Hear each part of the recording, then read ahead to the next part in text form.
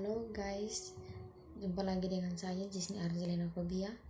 Di kesempatan kali ini, di saat ini juga saya masih menjelaskan materi tentang administrasi gereja baru, namun dengan dimensi yang berikutnya, itu dimensi kepemimpinan, manajemen kepemimpinan gereja. Nah, dalam manajemen kepemimpinan gereja, manajemen mempunyai artinya sendiri atau mempunyai pengertiannya sendiri, yaitu manajemen berarti proses penggunaan sumber daya secara efektif menangani suatu urusan untuk mencapai sasaran yang diharapkan. Manajemen juga adalah ilmu dan seni dalam perencanaan, pengorganisasian, dan pengontrolan daripada benda dan tenaga manusia untuk mencapai tujuan yang ditentukan lebih dahulu. Manajemen juga mempunyai fungsi manajemen kepemimpinan adalah acuan pemimpin dalam melaksanakan penata layanan yang telah ditetapkan.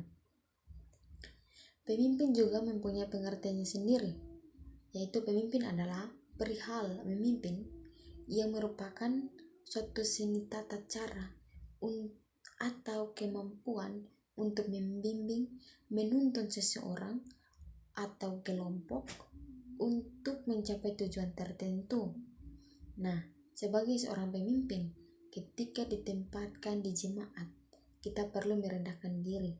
Sehebat apapun kita, sepintar apapun kita, sekaya apapun kita, ketika ditempatkan di jemaat, kita perlu merendahkan diri agar dihargai dan dihormati oleh jemaat kita. Dan tentu, kalau kita merendahkan diri, kita tidak menyombongkan diri di jemaat, pasti kita dihargai dan disayang oleh jemaat yang kita berada. Meskipun dalam segi sosial kita berbeda, dalam budaya etnis kita berbeda, namun ketika kita berada dalam lingkungan jemaat, kita lingkungan gereja, kita merendahkan diri, pasti kita dihargai karena kita diutus untuk melayani, bukan dilayani. Kita diutus untuk menuntun, membimbing jemaat agar selalu dekat dengan Tuhan, agar mau bertobat dari kesalahan-kesalahan mereka yang lama. Nah, berbicara soal pemimpin dan warga jemaat, kita tidak memiliki pemikiran, pendapat yang sama. Pasti pemikiran pemimpin beda dengan pemikiran warga jemaat. Pendapat pemimpin berbeda dengan pendapat yang disampaikan oleh warga jemaat. Nah, agar semuanya itu tertata dengan baik, maka perlu adanya tuntunan dari pemimpin agar apa yang disampaikan oleh jemaat bisa kita terima dan memberikan masukan dengan baik. Dan dari situlah peran seorang pemimpin ada.